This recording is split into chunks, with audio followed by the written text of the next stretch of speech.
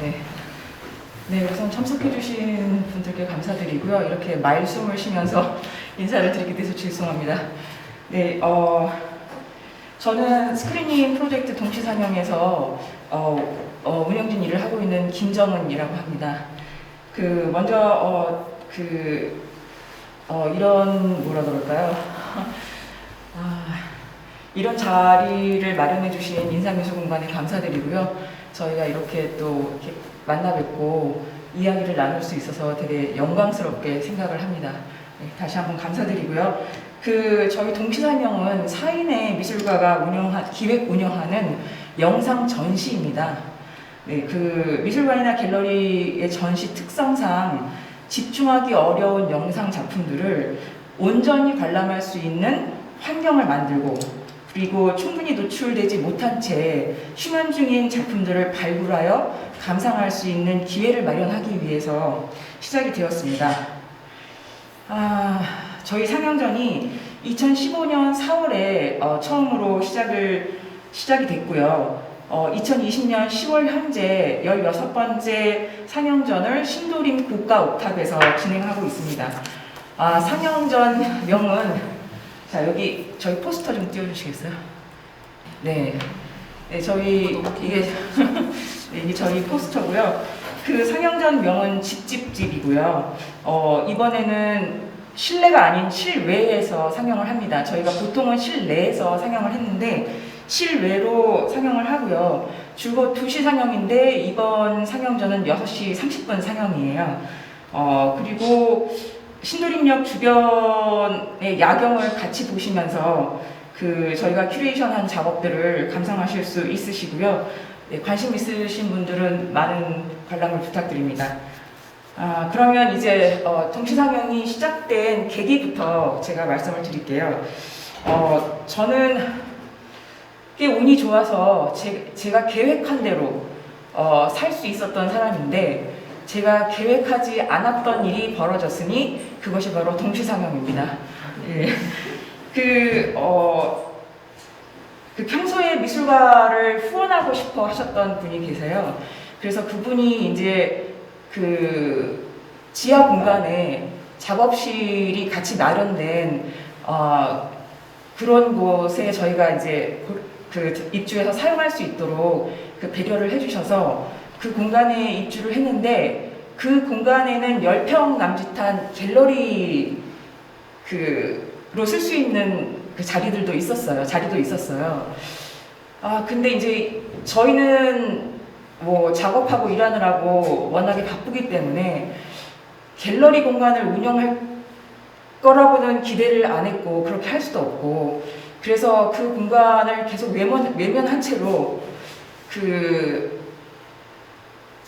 시간을 좀 보냈는데, 후원을 해주신 분의 그런 기대에 부응을 못하고 그 공간을 그대로 비워두자니 너무 아깝고, 그렇다고 채우자니 굉장히 버거운 그런 부담감을 가지고 한 1년 가까이 지냈어요.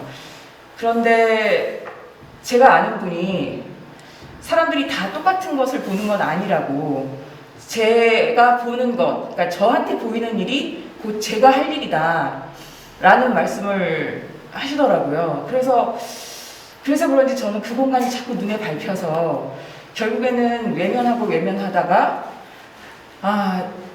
이것도 기회인데 뭘 좀 해보자 해서 나왔던 안이 상영전이에요.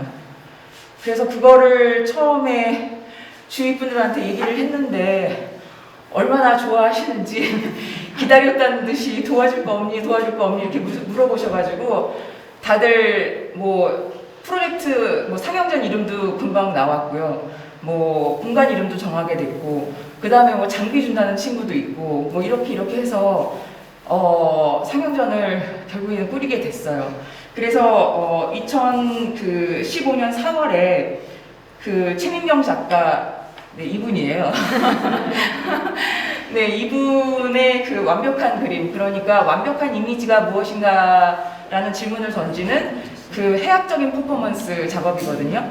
그 작업을 필두로 해서 다른 2개의 작업과 함께 1회 상영전을 진행을 했고요.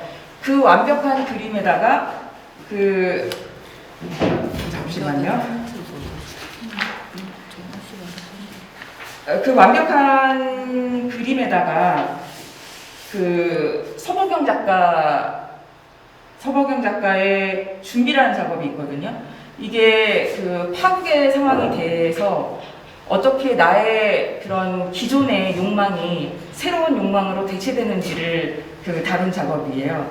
그런 작업하고 그 다음에 그 나치가 고문과 처형을 자행했던 그런 그 건물이 보이는 앞에 산책로에서 퍼포먼스를 그 행하고 기록한 에알 시갈의 그 팽압이라는 작업이 있어요. 그 작업하고 그 다음에 신체 조건과 경험을 그 조각에 반영하는, 그러니까 조각은 좀 결과물 중심적인데 그게 아니라 자신의 신체 조건과 경험을 조각에 반영해서 그 과정을 그린 서혜영 작가의 산에서 조각하기, 그 다음에 그 자발적인 요구와 그 다음에 되게 친숙한 강제, 이런 문제에 대해서 노동과 시간으로 그 노동과 시간이라는 개념으로 그 풀어나가 탐구를 했던 윤소림 작가의 열심히, 저분이에요.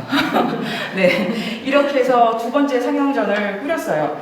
저희가 그 처음에 상영전을 꾸릴 때 이게 왜 상영전이었냐면, 우선은 그 공간에 입주했던 작가들이 대체로 다 영상 그 매체를 다루고 있었고요. 그 다음에 영상을 틀 수 있는 기본 장비, 프로젝터나 스피커만 있으면 쉽게 상영전을 운영할 수 있고, 그 다음에 그렇기 때문에 적은 에너지와 적은 비용으로 뭐 계속 기획을 진행해 나갈 수 있다라는 장점이 있어서 상영전을 생각했던 거고요.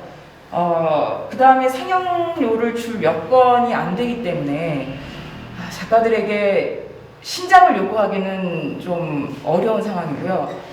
그래서 부작을 틀자라고 생각을 했어요. 그 이유는 저희가 작업을 해도 이렇게 노출될 기회가 별로 없잖아요.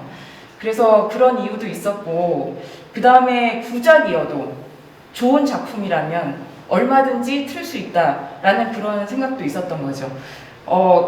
그 구작을 트는 데 있어서 가장 그 취지에 맞았던 전시라고 보면 그 7회에 이루어졌던 박용석 작가의 그 리플레이 박용석이에요. 여기에 등장한 작업들이 2002년부터 작업된 거거든요. 2002년, 2005년, 뭐 2014년 이렇게 작업된 것들인데, 이 작업들을 제가 예전에 봤던 작업들인데 이거를 한꺼번에 같이 틀면서 이 작가의 태도, 그러니까 단순히 트렌드에 휩쓸려간 게 아니고 지속적으로 성실한 태도로 작업을 했던 이 사람의 그런 면모들을, 이 작가의 그런 면모들을 다시 봤던 거, 그리고 이 작업들이 지금 봐도 되게 뭐랄까, 그 주제와 의도를 가지고 어떻게 결과물을 만들어내냐라는 측면에서 봤을 때도 상당히 그 참고를 할 만한 그런 작업이었다라는 생각이 들어요.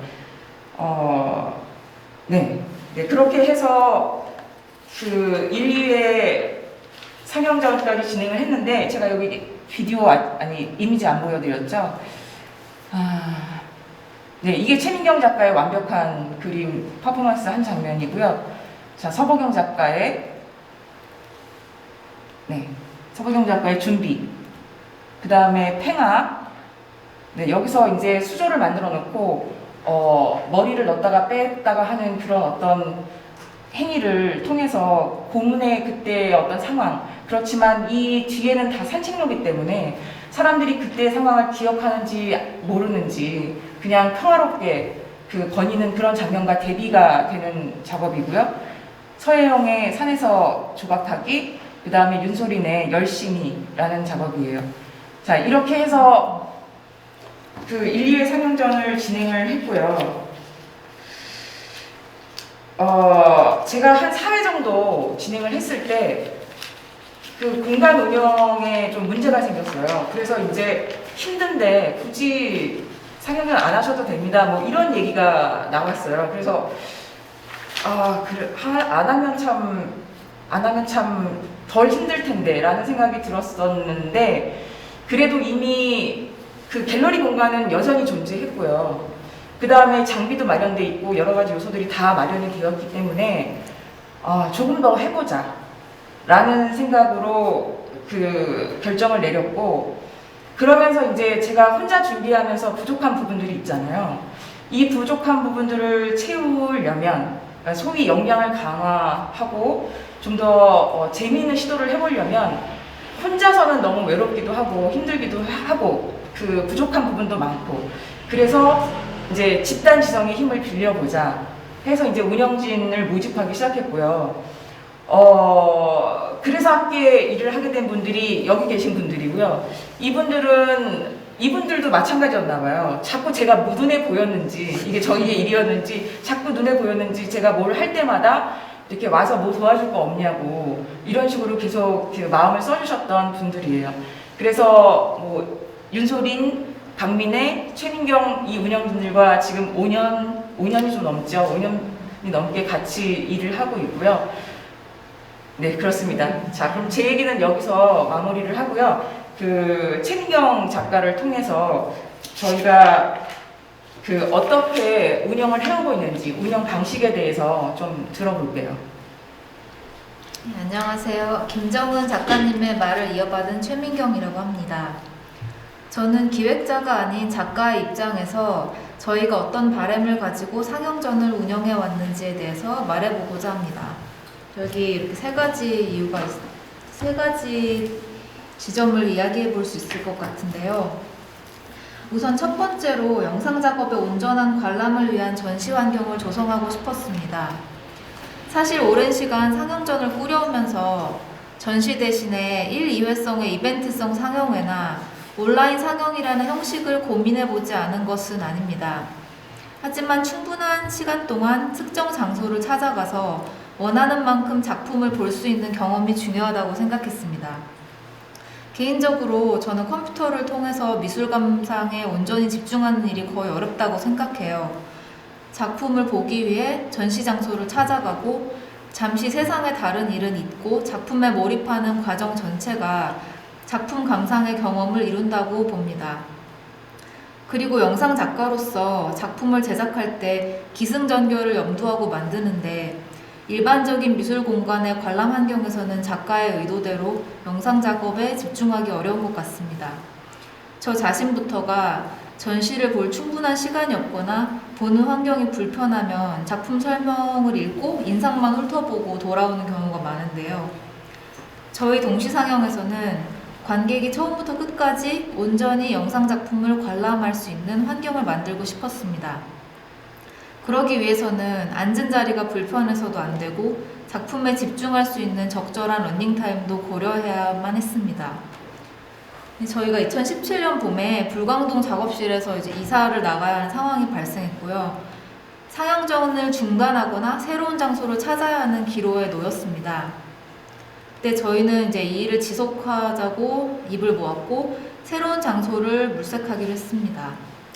그리고 더 많은 관객을 만나기 위해서 접근성이 좋은 을지로의 터를 잡기로 했습니다. 네, 이건 을지로 공간 사진이고요. 을지로에서 저희가 구한 곳은 5평 남짓의 작은 공간입니다. 크기는 작지만 영상을 관람하기에 집중력 있고 안락한 환경을 만들고 싶었습니다. 바닥에는 카페트를 깔았고 작품에 충분히 몰입이 가능한 크기의 프로젝션과 고성능의 스피커, 1시간의 러닝타임에도 편하게 앉아 영상을 관람할 수 있는 빈백을 마련했습니다. 아늑한 느낌의 아담한 공간이었습니다.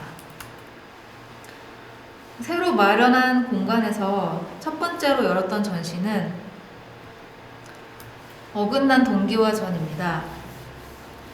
당시에 박용석 작가님, 아까 리플레이 박용석 전 보이셨는데 그 개인전을 당시 구상하고 있었는데 미술계에 이미 알려진 기성 작가분의 전시보다는 대학을 갓 졸업한 아직 잘 알려지지 않은 신진 작가로 구성된 기획전을 여는 편이 새 공간과 새 출발에 어울릴 거라는 생각을 했습니다. 그래서 이 공간에 어울릴 만한 신진 작가전을 꾸려보았는데요. 이 전시는 테크놀로지에 내재한 인과관계와 주종관계를 재배열해서 비논리와 결함, 실패의 상황들을 노출시키거나 연출하는 작품들을 모은 기획입니다. 전시작들을 살펴보겠습니다. 정지수 작가의 시리를 위한 미술관 예절은 작가가 시리와 소통하는 과정에서 발생하는 오류를 유머러스하게 재구성해서 기술규범과 인간의 관계를 반전시킵니다.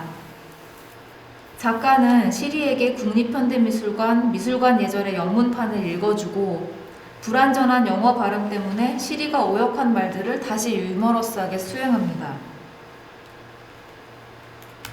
이 작품은 홍혜인 작가의 움직임 예술인데요. 작가가 직접 만들어서 끌고 달리는 수레는 달리는 속력에 따라 전력을 생산해서 전구에 공급합니다. 오른쪽 아래 보시는 게 그 장치고요. 고된 신체 활동이 빛 에너지로 바뀌는 순간은 어떤 노력이 예술이 되는 순간을 은유하고 있습니다. 현세진 작가의 복화술 세폭화 iOS 10.2 한국어는 스마트폰 사용자의 언어 패턴을 기반으로 하는 아이폰 자동 고침 기능을 따라가면서 기술 알고리즘 넘어 개인의 사적인 언어 습관과 사회의 보편적인 언어 관습을 중첩시키는 작품입니다. 타샤 비엘리치의 로스앤젤레스 경찰 공중 지원 프로젝트는 일종의 과학실험 영상을 모방하고 있습니다. 무순을 키우기 위해 몇 대의 경찰 헬기가 필요한가? 라는 엉뚱한 질문으로 시작합니다. 작가는 3가지 식물이 자라는 과정을 감시 카메라로 기록하고 그것을 LA 상공을 맴도는 경찰 헬리콥터 소리와 병치합니다. 저도 LA에 수년간 살았었는데 헬리콥터 소리가 일상의 일부로 느껴질 만큼 헬리콥터를 자주 목격할 수 있습니다. 영상 끝부분에는 실험 장소와 헬리콥터 대수, 식물의 생장 기간이 답으로 제시되지만 이 숫자들이 맞는지 물론 확인할 길은 없습니다. 작가는 개연성이 없어 보이는 두 사건을 병치하면서 과다한 생활 속 감시 시스템과 그것이 당연시되는 상황을 환기합니다. 여기까지 을지로 공간의 첫 상영전에 대한 소개였고요. 작가 관점에서 상영전을 운영하며 원했던 점 그 첫 번째가 영상작품의 온전한 관람을 위한 환경 조성이었다면 그 다음은 작가로서 우리가 좋아하는 작업을 널리 소개하고 싶다는 마음이 동력이 되어주었던 것 같습니다. 사실 작품의 선별 기준을 꼭 집어서 이야기하는 것이 어렵긴 합니다. 하지만 그동안 저희가 소개한 작품들을 살펴보면 작가의 의도가 시각적으로 보다 명쾌하게 드러나는 작업들을 선호했던 것 같습니다. 즉, 한 작품에 너무 많은 이야기를 담으려고 하거나 추상적이고 모호한 시각 언어를 구사하는 작품보다는 메시지가 간단 명료하지만 해석의 층위가 넓은 작품들에 이끌려왔습니다. 저 개인의 선호에 따라 2가지 기획을 소개해드리고 싶은데요. 스포츠전과 마지막 절차전을 소개하겠습니다. 두 전시 모두 몸과 사회적 규범의 관계를 다루고 있습니다. 제8회 스포츠전은 스포츠를 소재로 한 작품들을 모은 전시입니다. 상영작들은 경쟁을 전제로 일정한 규범과 규칙을 따르는 스포츠 논리에 대한 역설로서 단일화하기 어려운 개인과 장소의 문화적인 정체성이나 신체 이미지에 대한 작가의 관심을 드러냅니다. 상영작들을 살펴보겠습니다. 뮤직비디오의 형식을 띈 데이빗 카간의 포스트 모던 티파티는 한 해 되돌아보기라는 프로젝트의 일환으로 만들어졌습니다. 이건 설치 장면인데요. 작가는 자신의 삶 이야기를 담은 자전적인 디스코 앨범을 발행하고 각각의 노래를 위한 짧은 필름, 라이브 퍼포먼스, 설치물 등을 제시했습니다. 저희가 보여준 영상 작품은 그때 만들어진 영상 중 하나입니다. 네, 그 장면이고요. 지배적인 미술운동이 불가능해진 현재의 포스트모던한 상황을 다양한 연령과 인종으로 구성된 어색한 가족의 모습과 차용한 가사를 통해서 표현하고 있습니다. 다음으로 조우희 작가의 런웨이라는 작품인데요. 사회가 요구하는 정상성이라는 개념에 의문을 제기하는 작업입니다. 청소년기에 축구보다는 패션쇼 런웨이에 더 매료되었다는 작가는 축구장의 선과 육상 트랙을 런웨이 모델처럼 걸으며 자신에게 주어진 남성이라는 젠더 역할을 위반합니다. 다음으로 황규영 작가의 동대문 운동장을 기억하는 방법에서 화면 속 달리기 주자들은 저게 조그맣게 보이는데 과거 동대문 운동장의 트랙 위치를 따라서 경주합니다. 근데 동대문 운동장이 운동장이었다가 풍물시장이었다가 유적 발굴장이었다가 디자인 플라자로 급속하게 변화해 왔는데 그 변화함에 따라 경주자들은 달라진 환경 속에서 경주를 하게 됩니다. 그러니까 이 작품은 몇 년에 걸쳐서 이제 촬영한 영상들을 함께 편집한 작업이에요. 이건 작가의 지인들이 이제 작업의 경주자, 촬영자로서 함께 달리는 본 영상은 도시의 기록인 동시에 작가를 둘러싼 관계의 기록이기도 합니다. 아일라 한센의 짐캠에서 퍼포머는 지렛대 형식의 운동기구를 끌어내리고 기구에 부착된 카메라로 본인이 뛰어오르는 모습을 촬영하는 과정을 반복합니다. 한센이 개발한 이 우스꽝스러운 장치는 욕망, 우상숭배, 이데올로기, 교육과 이미지 간의 연관성을 환기시킵니다. 신광 작가는 조선족으로 태어나 중국인이지만 소수민족이고 같은 한민족이지만 외국인인 자신의 복합적인 정체성에 대한 경험을 작업에 반영합니다. 이 작품은 한국 남성들이 즐기는 사구와 중국 남성들이 즐기는 포켓볼을 혼합해 만든 새로운 게임으로 포켓볼 당구대 위에서 사구 공으로 게임을 하고 사구 당구대 위에서 포켓볼 공으로 게임하는 모습을 촬영했습니다. 이와 같이 이 전시는 신체와 장소에 새겨진 사회문화적인 규범에 대해 각기 다른 관점을 담은 작품들을 스포츠라는 접근하기 쉬운 소재로 묶어냈다는 점에서 흥미로운 시도였다고 저는 생각합니다.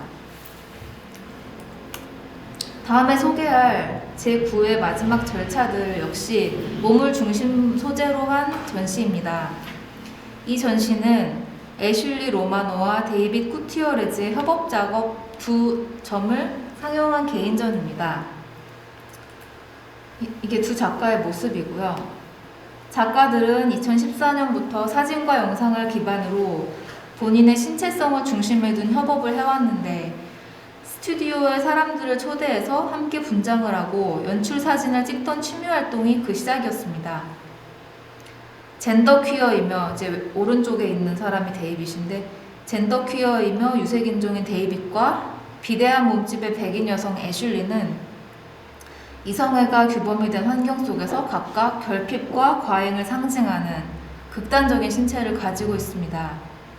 이들은 타인이 자신들의 몸에 투사하는 욕망과 혐오를 작업 생산의 원동력으로 삼습니다.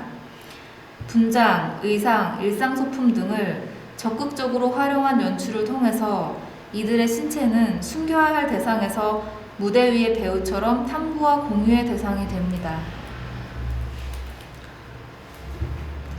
데스 마스크란 작품이고요. 두 작가는 연극적으로 구성된 공간 안에서 신체 운반용 부대나 토크쇼를 진행하는 수녀의 음성, 서로의 신체를 포개거나 머리를 삭발하는 행위 등 다양한 요소로 구성된 퍼포먼스를 통해 두 사람이 공유하는 소외감과 저항을 표현합니다. 영상 후반에서는 서로의 머리를 밀어주는 일종의 의식, 그리고 둘의 얼굴이 오버랩되거나 포개지는 장면들이 나오는데 각기 다른 두 사람의 신체가 협업을 통해 하나의 저항적인 몸으로 재탄생했음을 은유합니다. 두 번째 작품 마지막 절차들은 장례를 위한 의료 절차에서 제목과 구성에 영감을 받은 작품입니다. 두 작가는 그들의 어머니들, 한국계의 어머니와 미 중부의 백인 어머니가 들려주는 어릴 적의 신비한 이야기들을 퍼포먼스와 병치시킴으로써 미국 사회에서 합리성을 근거로 무시되는 불가해한 현상들을 본인의 신체와 연결하여 생각해 봅니다.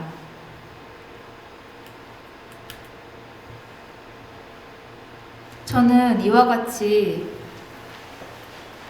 두 사람의 작업이 가벼움과 무거움, 유쾌함과 애처로움, 깊이와 표면 사이를 오가며 신체를 둘러싼 확장된 사유를 가져다 준다고 생각합니다. 그리고 이들의 협업 형태가 다른 퀴어 작가들과 나름 차별화된 시도라고 생각했기 때문에 국내에 꼭 소개하고 싶었습니다. 이제 마지막으로 상영전을 진행하며 작가의 입장에서 작품의 명확한 전달이란 무엇인지 고민했던 일화를 좀 소개해보고자 합니다. 영상 설치 작품을 싱글 채널 전시로 옮기거나 해외 작가의 작품을 국내 문맥에 맞게 번역하는 경우 이러한 상황에 직면하게 되는데요. 제11회 대화 이후의 대화들은 이주나 이민과 관련된 작가들의 가족사를 구술 방식으로 보여주는 두 미국인 작가의 작품을 소개한 기획입니다. 이 전시에서는 한국계 미국인 작가 캐롤라인 기의 구술 기업과 흑인계 혼혈 작가 엘리자베스 웨브의 얘기하고 얘기하다를 함께 상영했습니다. 구술 기업에서 캐롤라인 기는 청각장애를 가지고 일본에서 태어나 수화와 일본어만을 배우며 일본인으로 자랐지만 해방 후 조국으로 돌아오게 된 할아버지의 삶에 대해 아버지와 이야기 나눕니다. 영상 속 인물은 아버지고요. 아버지는 자신의 언어인 한국어와 할아버지의 언어인 수화로, 미국인인 작가는 본인의 익숙하지 않은 한국어로 대화를 전개해 나갑니다. 이 작품은 언어와 기업, 국가 정체성과 같은 복합적인 문제들이 한 개인의 삶을 통해 어떻게 전환되는지 부녀의 어눌한 대화를 통해 보여줍니다. 엘리자베스 웨브의 얘기하고 얘기하다는 작가의 가족사를 통해 미국에서의 인종 문제를 다룹니다. 미국에는 백인으로 통과되다라는 표현의 화이트 패싱, 흑인의 피가 한 방울만 섞여도 흑인이라는 한 방울의 법칙이라는 표현이 있을 정도로 뿌리 깊은 백인 순혈주의와 인종차별이 이어져 왔습니다. 작가는 성인이 되어서야 자신의 친할아버지가 흑인이라는 사실을 알게 되었는데 비교적 밝은 피부색을 물려받아 백인으로 살 수 있었던 작가의 아버지가 자식들에게 이 사실을 숨겨왔기 때문입니다. 화면 오른쪽에 보이는 것이 작가와 작가의 아버지입니다. 엘리자베스 웨브의 작업은 이러한 미국 사회의 반응에 인간이란 흑과 백으로 나눌 수 없고 그라데이션 속 어딘가에 존재한다는 사실을 시사하고자 합니다. 예를 들어 작가는 그녀의 아버지조차 만나본 적 없는 먼 흑인 친척들을 찾아가 피부톤의 차이에 따라 달라지는 경험에 대해 인터뷰합니다. 화면 왼편에 있는 것이 그 친척들이고요. 이 영상 작품도 이러한 시도로서 만들어졌는데 한쪽 화면에는 작가와 아버지가 대화하는 장면이, 다른 쪽에는 아버지의 흑인 친척들이 부녀에 대해 이야기하는 장면이 흘러나옵니다. 여기서 작가는 중간자로서 두 대화를 연결짓습니다.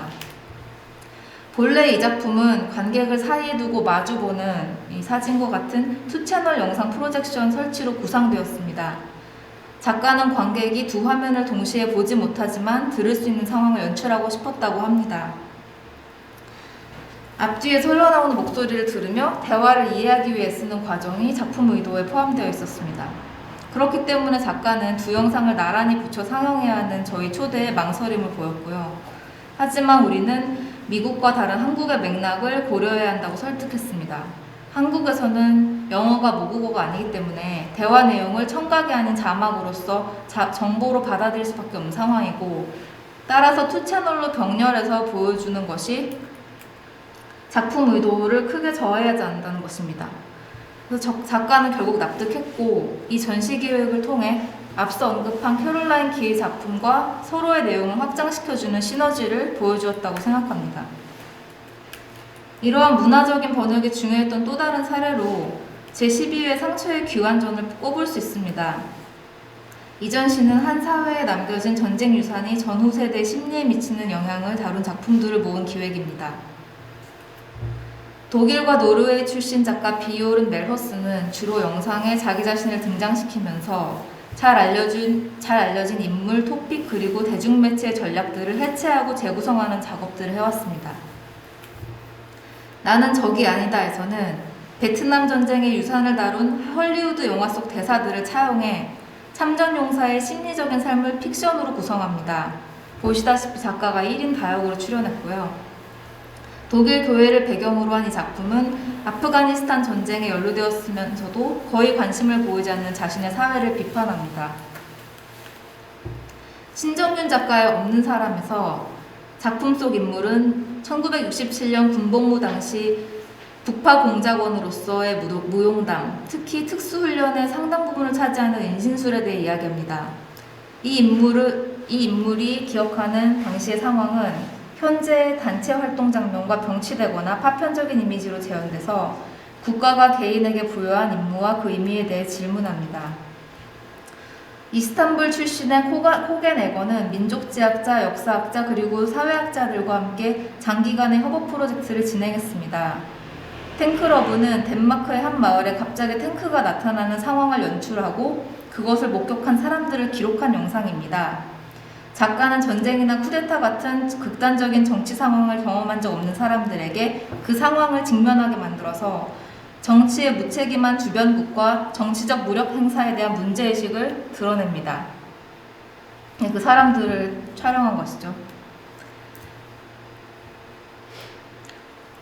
이 작품은 마지막으로 일본 작가 아야 모모세의 레슨이라는 학습용 비디오의 성격을 띈 작품입니다.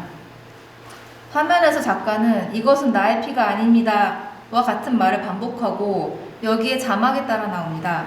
작가의 말소리에 맞춘 일본어 자막, 그리고 말이 소리나는 대로 풀어 쓴 자막, 말의 의미를 번역한 영어 자막이 화면 아래 차례로 나타납니다. 영상이 전개됨에 따라서 경쾌하지만 기계적인 퍼포머의 웃는 얼굴 위로 점차 울먹이는 목소리가 오버랩되면서 몸과 목소리가 점점 분리됩니다. 이 작업은 제가 난지 오픈 스튜디오에서 지나가다가 보고 인상에 남아 섭외하게 된 케이스예요. 피라는 단어가 반복적으로 등장하는 대사를 듣고 일본의 과거 전쟁사에 대한 통찰을 반영한 것은 아닐까 조심스럽게 유추했습니다.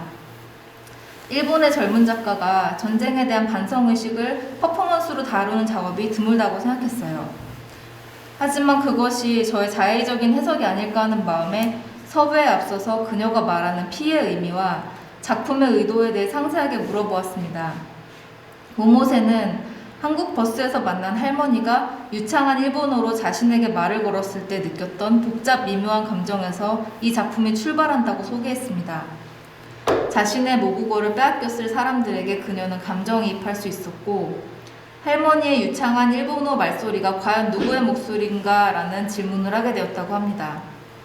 한편 일본인들은 우리에겐 전쟁 가해자이지만 스스로는 미국에 의한 전쟁 피해자라는 정체성을 강하게 가지고 있는데 이 작품에서 분열하는 퍼포머의 목소리는 동아시아의 식민 제국인 동시에 미국의 지배를 받았던 자국 일본의 이중적인 위치를 반영한다고 합니다. 사실 이때 섭외하려고 했던 작가가 한 명 더 있었는데요. 웹사이트의 작품 설명만 보고 흥미롭겠다고 생각을 했었어요. 그 작품이 어떤 거였냐면 2차 세계대전 당시에 군수물자 공장에서 일한 조부모님의 이야기를 통해 거대한 이데올로기에서 부정되는 개인의 기억을 담고자 하는 작업이었습니다. 그 설명을 읽고 우리는 작가에게 프리뷰 영상을 요청했어요. 그 영상에서 작가의 조부모님이 전쟁 시절에 대한 향수를 표현하고 있었는데 이제 이런 정서들이 서정적인 엔카 배경곡과 함께 감상적으로 표현되어 있었습니다. 우리는 그 영상을 보고 가해국으로서 일본의 반성적인 역사인식이 찾기 어려웠다는 점과 2차 대전을 낭만화하는 듯한 영상의 분위기에서 불편함을 느꼈습니다. 이 작품이 2차 대전에 대한 일본 젊은이의 인식을 투명하게 드러난다는 점에서는 흥미로웠지만 작품 섭외로는 부적절하다고 생각했습니다. 그럼에도 섭외 거절 이유를 진솔하게 소통하는 편이 작가로서 그의 성장에도 도움이 되겠다고 판단을 해서 장문의 이메일을 썼습니다. 그에게 우리가 한국인으로서 느낀 불편함과 이 작품이 일본 국경을 넘어서 해외에서 전시될 경우에 우려되는 점들에 대해서 자세히 이야기해 주었습니다. 사실 굉장히 꺼내기 어려운 말이었는데 어떻게 받아들일까 걱정도 됐고요. 하지만 작가는 솔직하게 얘기해줘서 고맙다고 말했고 불편하고 어려웠지만 필요한 과정이었다고 생각합니다. 사실 이런 점들은 저희가 작가이기 때문에 이런 소통을 하게 된 것이 아닌가 생각합니다. 여태까지 이제 저의 발표였고요. 다음으로는 동시 상영이 5년이 넘도록 활동을 지속해왔는데 저희의 운영 방식과 협업을 가능하게 한 노하우에 대해서 박민혜 씨께 들어보겠습니다. 안녕하세요. 박민혜입니다. 저는 현재 동시상영의 시작점과 이제까지 계속 이어오게 된 과정에서 만들어진 역할 분담과 운영 방식, 그런 안정화된 상태를 넘어 변화를 시도하게 된 시작 시점과 그 방향성에 대해 말씀드리려고 합니다. 지금 이 멤버로 저희가 처음 같이 준비했던 회차가 이 5회 확장하는 바라였습니다. 을지로로 옮기기 전 기존의 불광동 공간에서 이루어진 마지막 상영회였고 유일한 작가와의 대화도 있었던 회차이기도 합니다. 같이 하는 첫 상영회였던 만큼 당연히 좋은 작품을 찾는데도 그렇게 찾은 소개하고 싶은 작품들을 묶어 이 작품들을 잘 보여줄 기획 방향을 논의하는데도 많은 시간이 필요했습니다. 먼저 밑에 있는 정아람 작가와 함혜경 작가의 작품을 같이 소개하면 좋을 것 같다는 합의가 있었고 그 작품들과 같이 보여주면 좋을 작품들에 대해 의논과 리서치를 통해 우리 팀은 모두가 알고 있었던 정은 씨의 작품도 포함해서 정은 씨는 그다지 내켜하지 않으셨지만 정은 씨 작품과 김무영 작가의 작품으로 전체 기획이 완성되었습니다. 확장하는 바라는 이전에 정은 씨가 혼자 운영하셨을 때보다 섭외의 범위를 좀 더 넓히기 시작한 회차이기도 합니다. 김무영 작가가 그 첫 시도였는데요. 먼저 작품을 보고 지인을 통해 알게 된 메일 주소로 연락하여 상영회에 참가해 주셨습니다. 이때 다행스러운 성공이 이후에 다른 외국 작가들에게 거침없이 적극적으로 연락을 취하게 되는 용기를 준 게 아닌가 생각하기도 합니다. 이렇게 많은 과정을 거쳐 전체 상영회의 윤곽이 나온 다음에 필요한 실제적이고 구체적인 일들에 대해서는 각자 할 수 있는 부분을 자발적으로 맡아 진행했습니다. 이때는 우선 필요한 것을 할 수 있는 사람이 먼저 시작하고 계속 의견을 나누면서 조율해 나갔는데요. 그 전까지 어느 정도 친분은 있긴 했지만 처음 같이 진행하는 작업인 만큼 서로에게 조심스러운 부분도 많아서 모든 단계와 상황에서 결정을 하는데 많은 의견을 나누고 4명 모두의 의견을 반영하여 합의하고 조율해 나가는데도 많은 시간이 필요했습니다. 하지만 이때 나누었던 많은 대화들과 그때 자발적으로 맡아 했던 일들이 현재 진행하는 방식으로 자리 잡는 데 시작점이 되었습니다. 이 미래 미완료는 현재 하고 있는 상영회를 제외하고 가장 최근에 이루어진 전시입니다. 스페이스 윌링 앤 딜링의 제안으로 이루어진 이 전시는 상영회 위에 이제까지 동시 상영회 활동을 소개한 아카이브가 같이 보여진 전시였습니다. 평소보다 긴 상영 시간과 더 많은 작가들의 작품을 보여준 15회 미래 미완료는 이제까지 상영회를 준비하면서 쌓인 경험을 최대치로 활용하여 정제된 공간에서 최대한 좋은 상영 환경과 선명한 화질로 작품들을 선보일 수 있는 좋은 기회였습니다. 더불어 이제까지 동시 상영이 선보인 작품들과 주제도 한 번에 볼 수 있어 저희들의 관심사를 다시 한번 정리하고 확인할 수도 있었습니다. 저희 같은 상영회를 준비하는 데는 많은 것이 필요하죠. 가장 먼저 좋은 작품이 필요하고요. 그 작품들을 보여줄 수 있는 주제 혹은 소재 같은 흥미로운 기획이 가장 중요합니다. 각각의 기획전을 준비하는 과정에서는 이 두 가지가 긴 시간 차이를 두고 따로 진행되기도 하고 가끔은 동시다발적으로 진행되어 서로 상호적으로 작동합니다.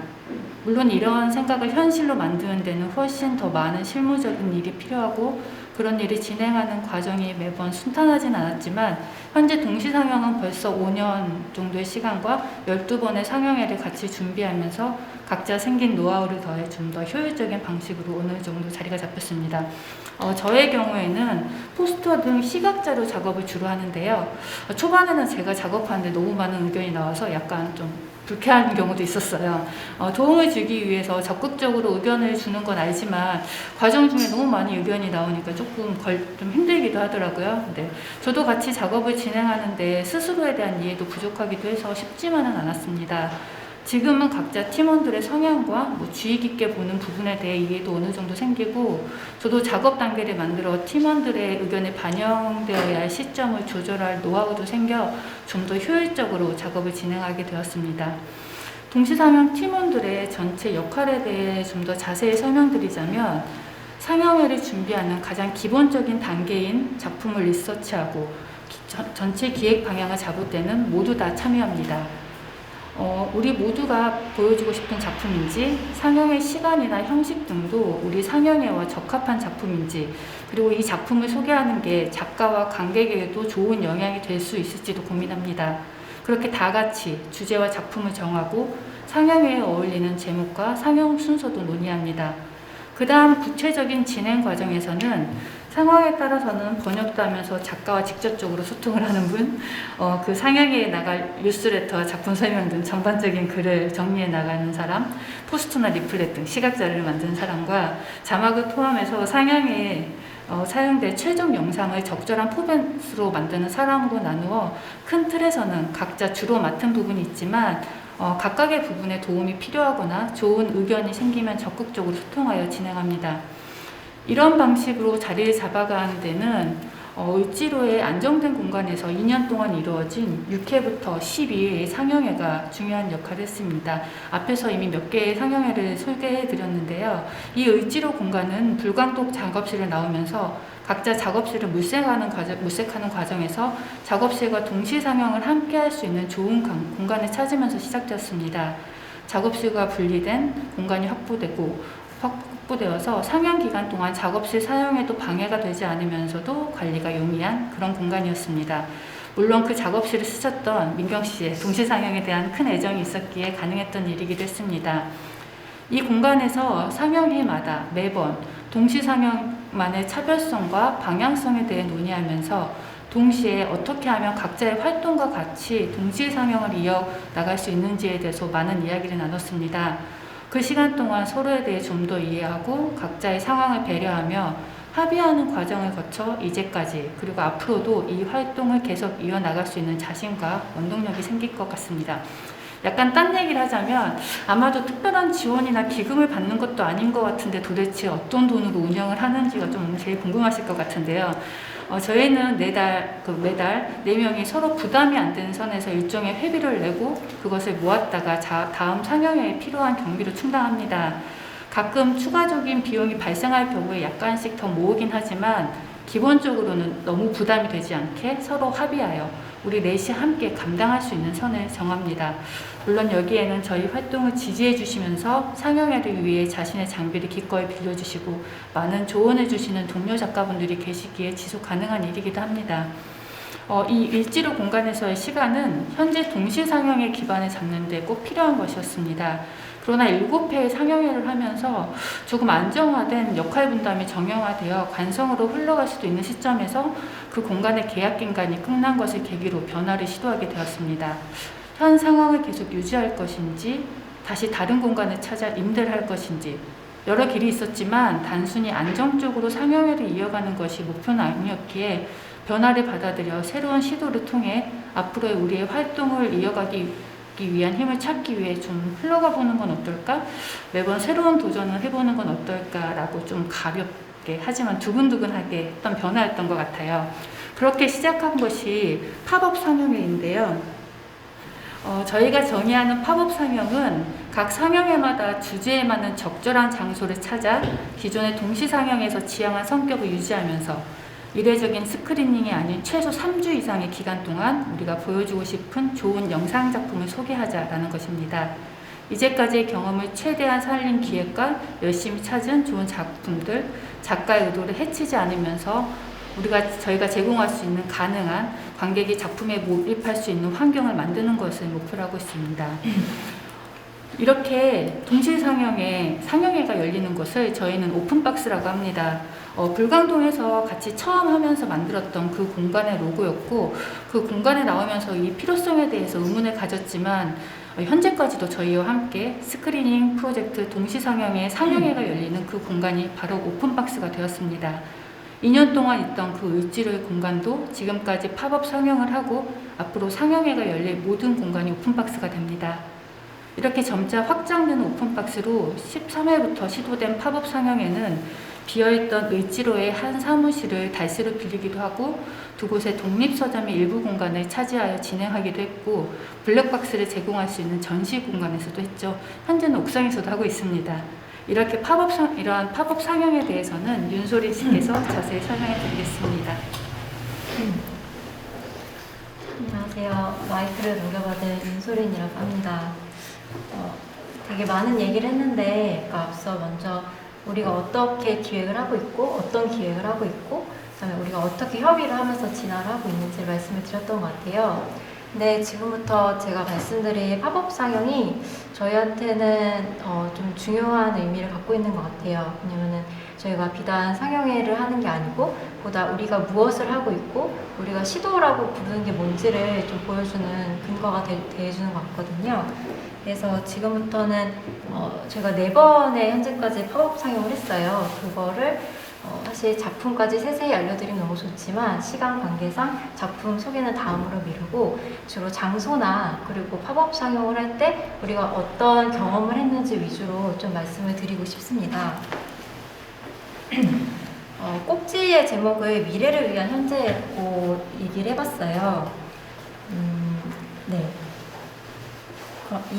여기에서 우리가 지속한다는 것으로 어떤 미래를 구현하고 싶은지에 대해서 한번 말씀드릴 수 있지 않을까 싶습니다. 아까 말씀드렸다시피 저희는 4번의 팝업 상영을 했어요. 이게 을지로에서 했던 황홀한 침범이고요. 이거는 그 두 독립서점에서 진행했던 공연이 은밀한이라는 거였고요. 이거는 스페이스 윌링들링에서 했던 미래 미완료라는 상영전이었고요. 그 다음에 지금 하고 있는 집집집이라는 상영전은 신도림에 있는 그 고가 옥탑에서 하고 있습니다. 저희가 현장 상영전을 할 때 어떤 처음부터 완벽한 계획이나 어떤 목표가 있는 건 아니에요. 어쩌면은 그때그때 우리에게 동기부여가 되고 어떤 약간의 도전의식을 가질 수 있는 그런 상황을 선택해 나가는 것 같아요. 지금까지 했던 상영전들을 정리를 해보면은 이 4가지를 얘기를 할 수 있을 것 같은데 먼저 상영전 기획에 맞는 장소를 찾아간다. 그 다음에 제도권 공간일 수도 있고 아닐 수도 있다. 하지만 동일한 방식을 기계적으로 되풀이하진 않는다. 팝업 상영은 언제든지 그만둘 수 있다. 변화가 필요하다는 이 정도를 얘기를 할 수 있을 것 같습니다. 근데 이 4가지도 저희가 처음부터 규칙을 세우고 한 게 아니고 앞서 저희가 되게 많은 상영전을 했잖아요. 그래서 잠정적으로 공유를 하게 됐던 것 같아요. 이런 것들을. 그래서 우리가 팝업 상영전이 우리가 서로를 이해하고 있고 또 손발이 잘 맞아 나가고 있고 그런 확신이 들었던 시점에서 시도했던 것이기 때문에 이런 합의는 좀 되게 자연스러웠던 것 같고요. 그리고 하지만 지향점이라고 하면은 각 상영전마다 어떻게 상황을 풀어나갈 수 있을지 그런 것들을 도전해본다가 우리의 방향으로서 같이 합의를 했던 것 같습니다. 그 첫 번째 시도가 13회 상영전이었던 황홀한 침범이었어요. 당시 아까 저희 반복해서 말씀드렸던 것 같은데 저희 오픈박스가 원래 을지로에 있었어요. 근데 이제 2년이 지나서 나가야 되는 거예요. 근데 당시 을지로에 이런 그 재개발 이슈가 굉장히 불거졌었어요. 그런 갈등 사항이. 근데 우리도 여기에 반응을 한 거죠. 그러면서 이 재개발을 추동하는 욕망이란 무엇일까? 그리고 거기에서 얻는 것은 무엇이고 잃는 것은 무엇일까? 그런 거에 대해서 생각을 해보게 됐던 것 같아요. 그래서 그런 것들을 저희는 어떤 변별점이라고 볼 수 있는 거는 3개의 다른 사례들을 모아보자가 됐던 것 같아요. 이게 저희 전시작품 중 5작품이 있었는데 좀 보여드릴게요. 이게 홍콩의 어떤 재개발을 다룬 마누엘 디에스트로의 작품이고요. 이거는 부연 설명하신 앞에 이게 무덤이에요. 네, 무덤이고 뒤에가 무덤 바로 옆에 굉장히 많은 주거 공간이密집된 주거 공간이 있는 그런 거고요. 이거는 크로아티아에서 여기도 도시 재개발과 하지만 그로서 무엇을 꿈꾸고 있는지 이 도시가 그런 거에서 다루는 요한나 빌링의 작업이었고요. 이건 안상범 작가의 사대문에 대한 살대문 형무소, 옥바라지에 대한 어떤 작업이었고요. 이거는 캘리포니아에 있는 캘리포니아 시티라는 신도시인데 이게 되게 사막화되고 있고 그들이 이거를 계획할 때는 꿈꿨던 목표가 있는데 그것이 어떻게 현재에는 폐허처럼 되고 있는가 그런 것에 대한 다루는 작업이었어요. 그리고는 박용석 작가님의 그 인도네시아의 자카르타 모노레일이라는 작업입니다.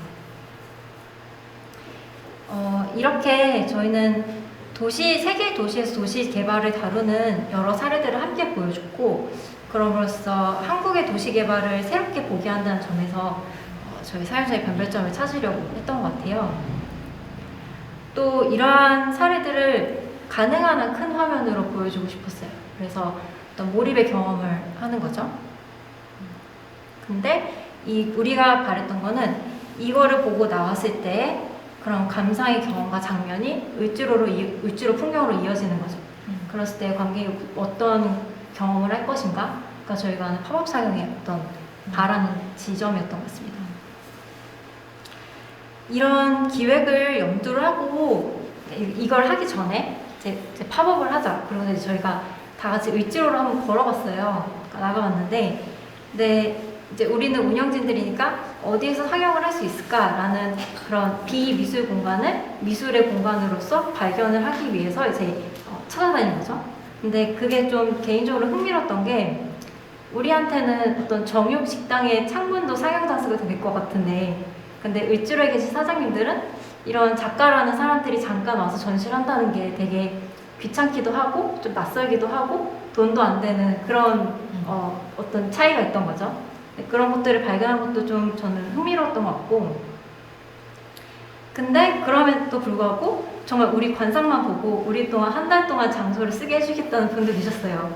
그런 분도 계셨는데 결론적으로는 그 분의 건물의 맞은편에 있는 주교동 181번지에서 이 상영을 하게 됐습니다. 그래서 저는 이런 소통의 경험과 또 이렇게 우리가 상영을 할 수 있는 장소를 찾아냈다는 성취가 이런 것도 우리한테 되게 중요했던 것 같아요. 네, 을지로의 모습이고요. 그래서 여기 팝업 상영하면서 이렇게 피켓을 세워놓은 여기 올라오시면은 이제 오픈박스가 되는 그런 상황이었습니다.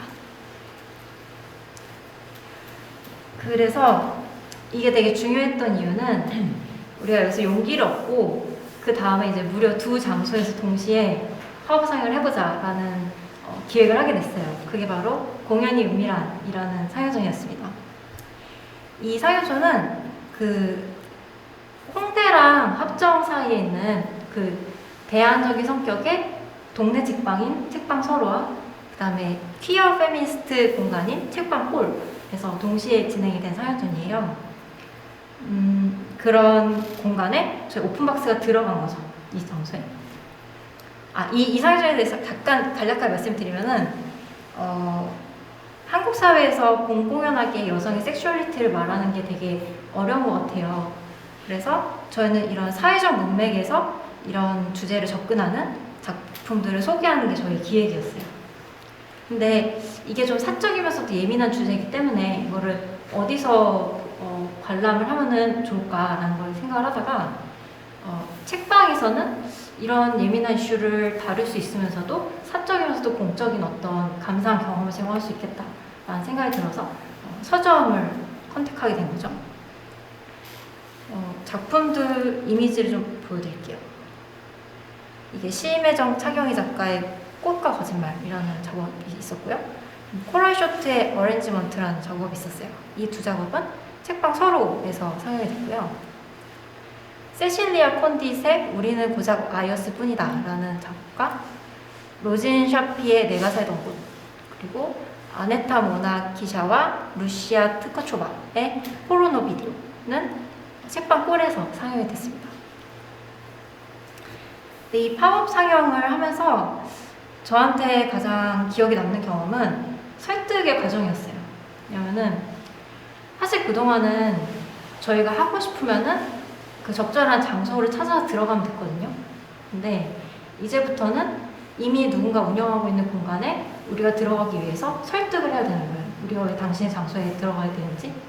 근데 이거는 제 개인적인 생각일 수도 있는데, 근데 우리가 어떤 그들의 영업에 도움이 된다던가 그런 어떤 이익을 줄 수 없었어요. 제가 봤을 때 어떻게 해서도. 그런데도 불구하고 그리고 그러니까 그런 게 우리 그 공간에 우리가 들어갔을 때 어떤 이점이 있고 어떤 장점이 있을지를 굉장히 많이 생각하고 많이 얘기를 했고 정리를 했는데, 그들에게 우리는 무엇이 될 것인가에 대해서는 굉장히 어려웠던 거죠.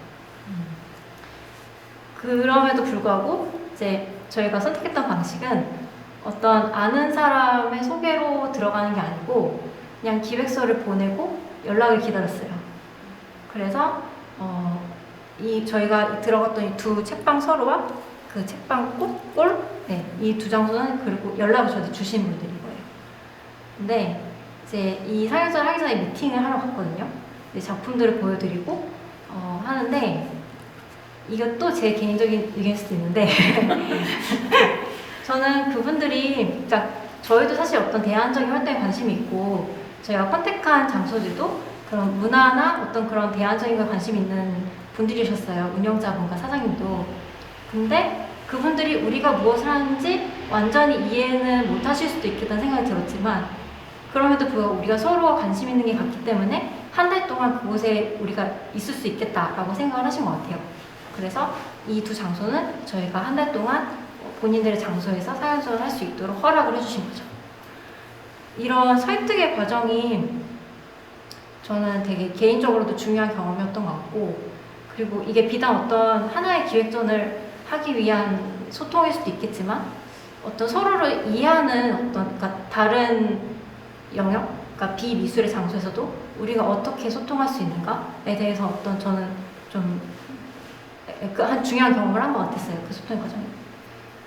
그럼 이 두 서점에는 대관료를 지불한다거나 이런 건 없이 이제 저희가 대관료를 달라고는 안 하셨는데 저희가 그래도 관리비는 좀 드리고 싶어서 어느 정도 기여를 하긴 했어요.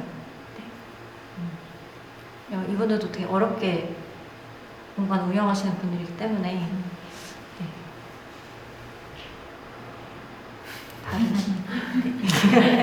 마저 하겠습니다. 네, 그렇습니다. 그래서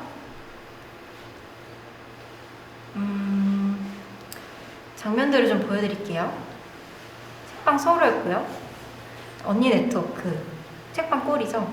여기서 이렇게 한 켠에 이렇게 저 오픈박스가 들어가서 사연전화 했습니다. 그 다음에 한 게 저희 지난 파워 사연전인데 미래 미완료였어요.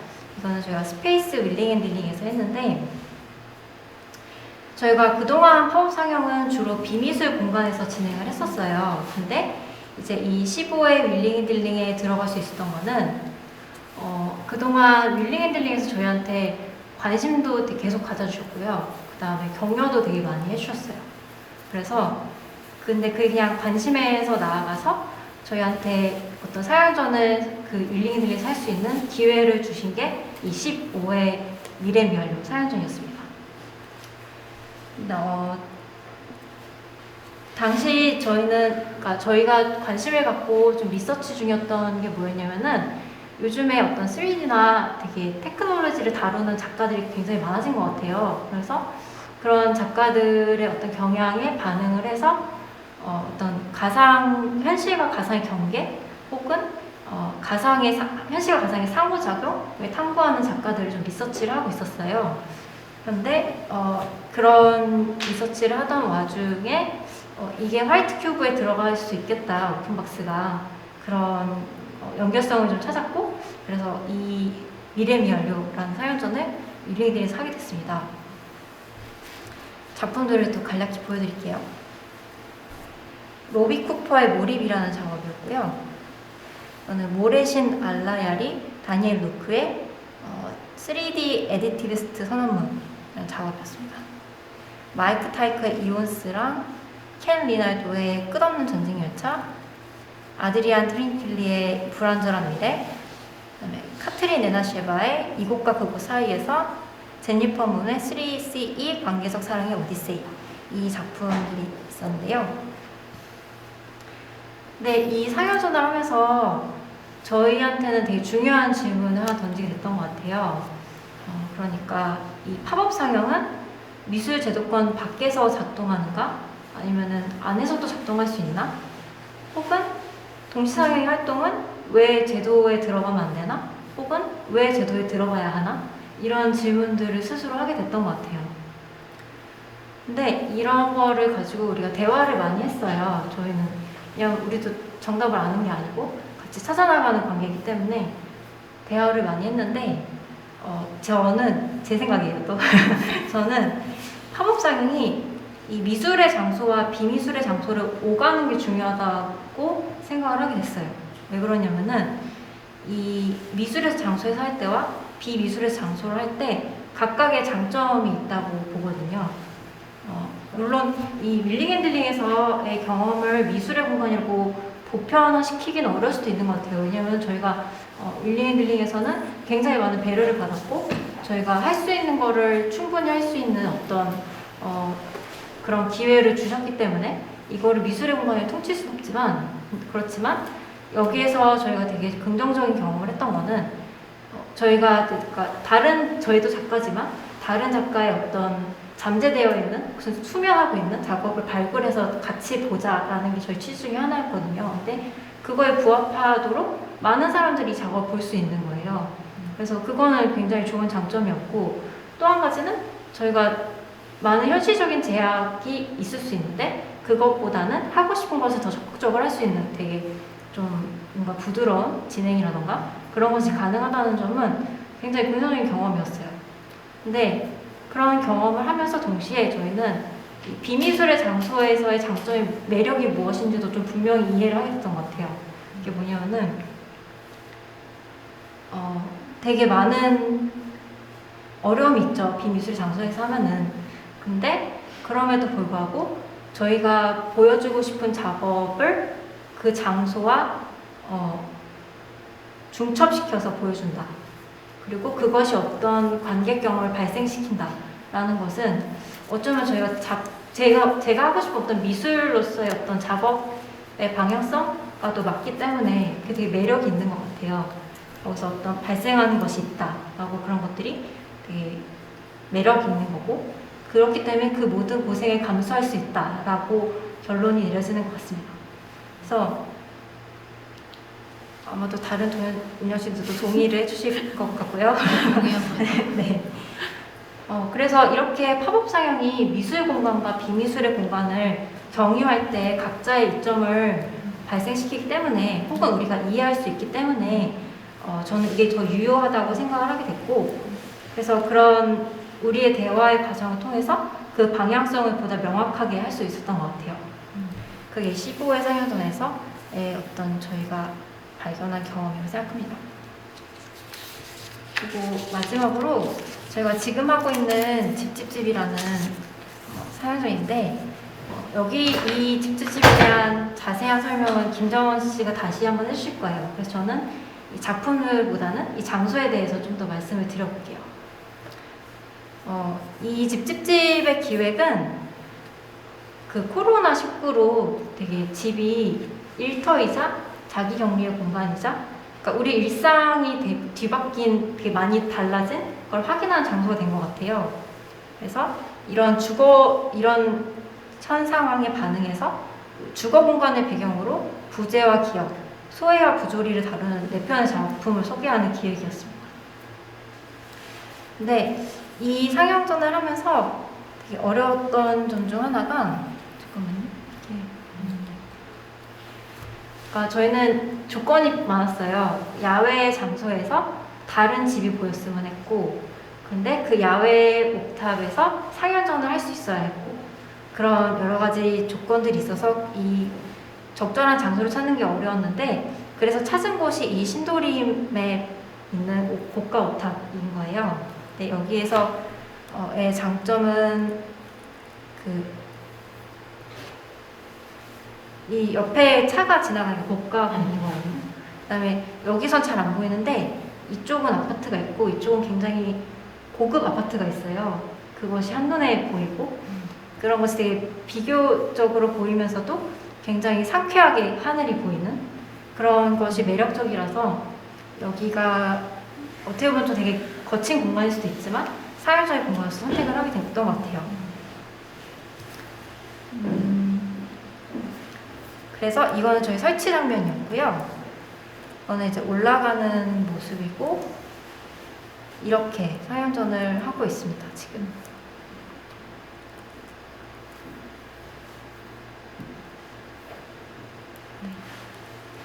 근데 되게 신기하게도 매번 문제가 발생해요. 그게 뭐냐면은 위기의 순간들이라고 제가 얘기를 했는데 황홀한 침범을 할 때는 처음 파업 생활을 할 때는 저희가 처음이니까 되게 당연하다고 생각했던 조건들을 생각보다 우리가 다 해야 되는 거예요. 예를 들면 지킴이부터 시작해서 아니면 시설, 뭐 전기 혹은 뭐 그런 거 있잖아요. 뭐 그런 모든 것들을 우리가 되게 당연하게 거의 망각할 정도로 잊고 있었는데 그걸 다 해야 된다는 어떤 당혹감이 첫 번째 위기였던 것 같아요. 근데 저희는 첫 번째만 하면 이제 우리는 만렙이 다 할 수 있다 생각을 했는데 그 다음에 이제 공연이 은밀한을 하는데 이제 이때는 장소를 섭외해서 저희가 2번인가 거절을 당했어요. 그래서 이거 이제 못할 수도 있겠다 생각을 했었거든요. 그런 위기도 있었고 그 다음에 미래 미연료 때는 코로나가 터진 거예요. 그리고 이게 되게 큰일 났다 생각해서 또 위기가 있었고 집집집을 할 때는 이게 원래 스크린이 여기 있었어요. 그러니까 이 집들이랑 고가옥들 같이 볼 수 있게 저희가 여기 설치를 했는데 이 바람이 불어서 넘어지려고 하는 거예요. 역풍이 불어서. 그래서 위치를 또 바꿨거든요. 그러니까 이런 식으로 매번마다 되게 놀랍게도 새로운 문제들이 발생하는 그런 면이 있지만 이렇게 완벽하게 예측할 수 없고 실패할 가능성도 있고 그럼에도 불구하고 한번 해보는 거. 이게 저희가 상정하는 기본적인 지속 가능성의 어떤 요건이라고 생각해요. 근데 우리가 이제 이걸 4년씩이나 같이 했잖아요. 여기에 되게 세세한 디테일이 있는 것 같아요. 그러니까 성장하기 위해서 무리하지 않는 거, 그리고 적당한 합의를 통해서 소모되지 않는 도전을 하는 거, 그리고 적당한 경제적인 부담을 넘어서지 않는 거. 그러니까 이런 것들이 이 지속을 더 현실감 있게 만든다는 생각을 하게 됐습니다. 그리고 이런 식으로 우리가 어떤 대안 혹은 어떤 미래를 상상을 한다면은 실패의 가능성을 안고 가도 성취할 수 있다는 경험을 만드는 거가 아닐까라는 생각을 하게 되는 것 같아요. 네, 제 부분은 여기까지고요. 마지막으로 저희가 지금 하고 있는 사연자에 대한 소개를 김정환 씨께서 해주시겠습니다.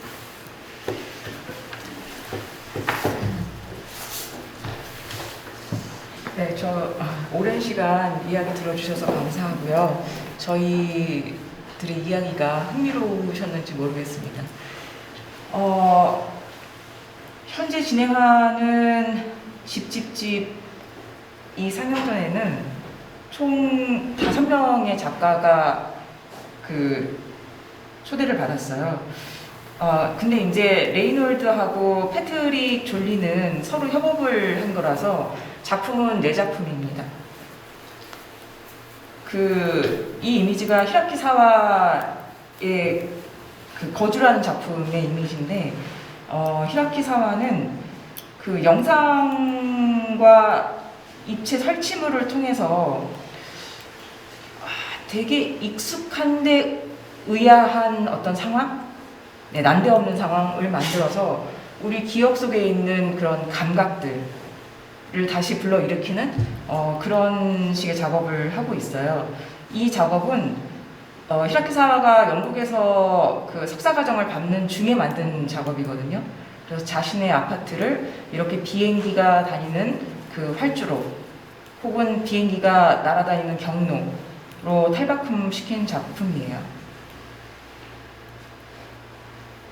네, 오랜만에 최민경 작가를 다시 초대해서 이렇게 집집집에서 작품을 다시 같이 감상하는데요. 자, 이 작업은 30대 여성 미술가가 느끼는 가정 내에서 느끼는 어떤 이질감과 고민을 다루고 있어요. 이 작가는 자신을 가정이라는 공간을 하나의 그림이라고 보면 그 그림 안에 뚫려있는 구멍같이 그렇게 자신을 간주를 하거나 혹은 이 가정이라는 그림 안에 누락되어 있는 어떤 외부의 세계를 투영하는 그런 스크린으로 자신을 간주하면서 뭐라 그럴까, 자기 삶의 철학이나 이런 것들을 가지고 소통하고자 하는 그런 시도들을 보여주고 있습니다. 네, 이게 이제 그 레이놀드와 패트릭 졸리가 함께 그 작업을 한 건데요. 이거 그 선박에 들어가는 컨테이너 있죠? 대형 컨테이너에 물을 채워서 직접 촬영을 한 거예요. 그 이 두 사람이 같이 협업을 하게 된 계기는 그 아일랜드 뮤지엄 레지던시에서 만났거든요. 그래서 이 사람이 모두, 그러니까 둘이서 3개의 작품을 만들었고요. 그 중에 이제 2번째 작품이 이 침몰하는 방이에요. 자, 여기서는 이 물속에서 가족들이 아무런 일도 일어나지 않은 것처럼 그렇게 일상의 생활을 이어나가는 그런 장면들이 연출되어 있습니다. 근데 패트릭 졸리는 2012년에 좀 갑자기 사망을 했어요. 그래서 저희가 섭외를 하면서 조금 당황했던 기억이 납니다. 자, 이 작업은 그 인간의 공간에 인간 때문에 살 수 있는 가축이 들어와서 점거를 하는 그 상황을 그려주고 있어요.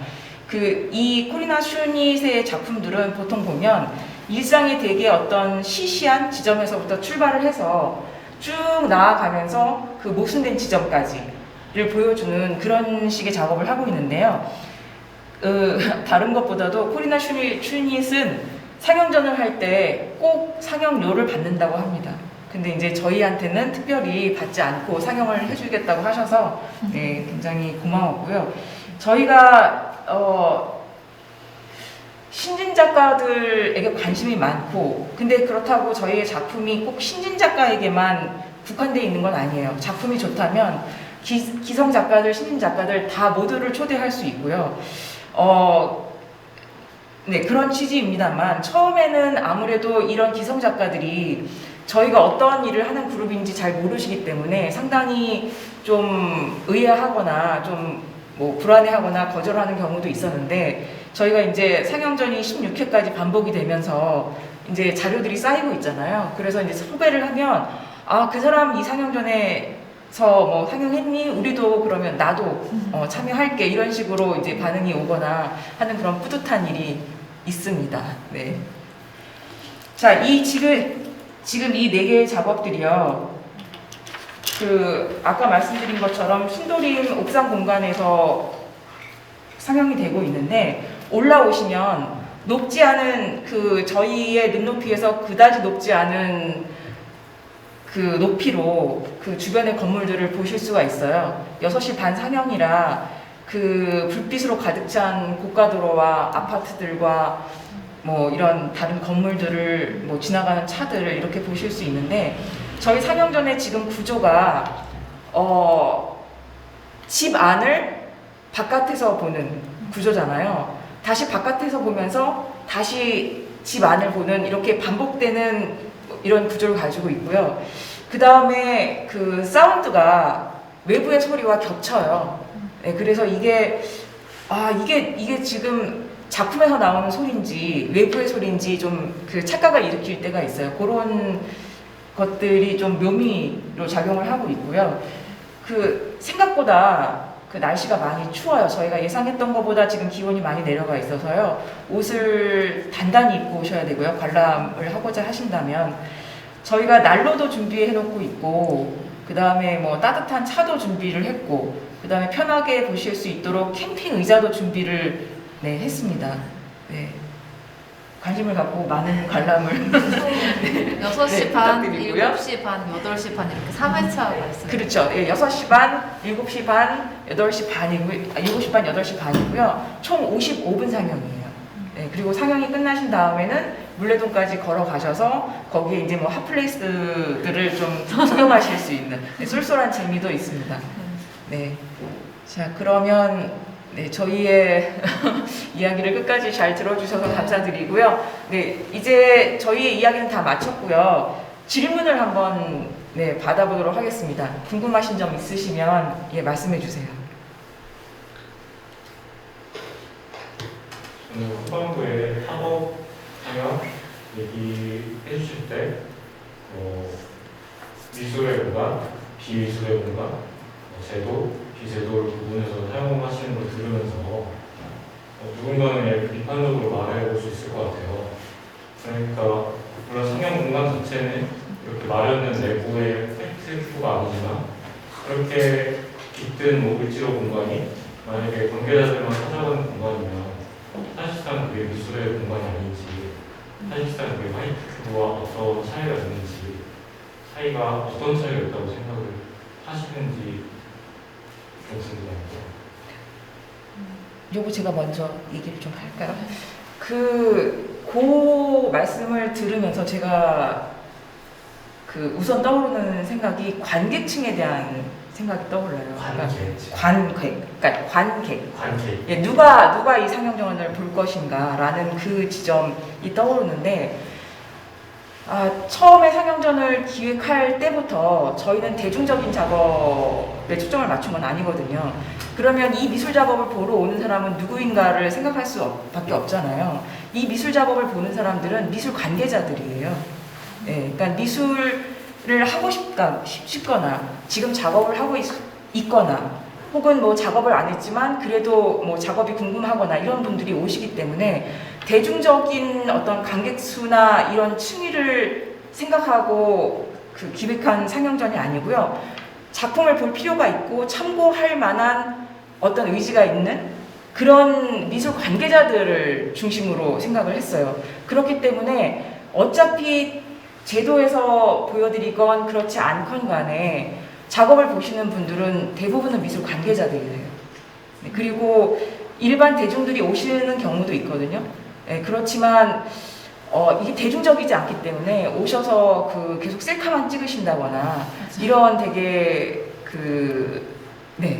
오히려 관람에 방해가 되는 그런 모습들을 보여주셔서 저희가 어떤 관계층을 설정을 했는지가 조금 더 나름대로 설득이 된, 저희도 그런 대중을 보면서 그렇습니다. 그런 측면에서 제도권과 비제도권을 이야기를 해볼 수 있을 것 같아요. 저희가 제도권과 비제도권을 얘기를 하는 거는 다른 게 아니라요. 저희 공간이 오픈박스잖아요. 그냥 다 열려있기 때문에 이게 저희가 실험 가능한 공간이라면 굳이 따지지 않고 다 가서 무엇인가를 실현해 보고 싶다라는 의지가 반영된 이름이거든요.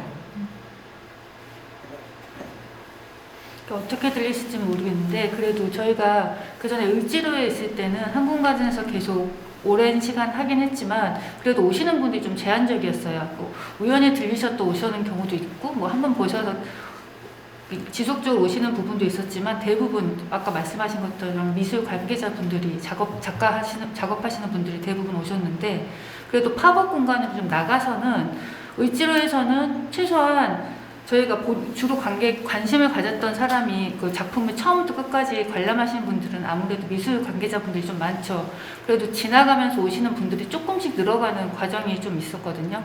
실제로 그 앞에 있던 그 사장님들도 도대체 뭐하냐 하면서 한 번씩 오시면서 저희가 최소한 한 달 정도를 하기 때문에 그런 여러 번의 그런 관심과 그러면서 오셔서 끊어서 와서 또 나머지를 또 보러 오시는 경우가 사실 많지는 않았지만 그래도 팝업 공간을 하면서 그런 경험이 저희도 쌓였고 그런 부분이 어떻게 보면 초반에 저희가 오픈박스가 열려는 있지만 그래도 아무래도 미술 관계자들이 올 수밖에 없는 상황에서 조금은 좀 다른 시도를 할 수 있는데 조금씩 더 뭐라고 해야 되나? 원동력이 되는 부분에 그런 경험들이 좀 쌓여가는 과정이라고 저는 생각을 두고 그렇기 때문에 저희가 을지로에서 그런 주위 사람들의 관심과 지나가면서 오는 사람들이 한 명씩 늘어나는 것 때문에 또 다른 독립 서점을 가기도 하고 사실 옥상은 조금 다른 공간이긴 한데 하지만 저희가 그런 관객을 무조건 열어놓는 것도 중요하지만 그런 작품을 제대로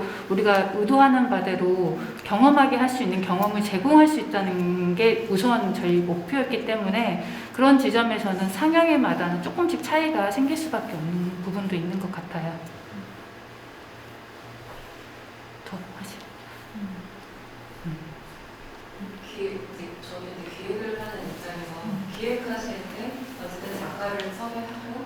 작가한테 전시되는 환경에 대한 그 이해를 시켜야 되잖아요. 그런데 뭐 이제 팝업 하시면서 전시장 환경이 아니란 말이에요. 그렇다고 되게 몰입도를 주는 영화 그런 환경이 아니잖아요.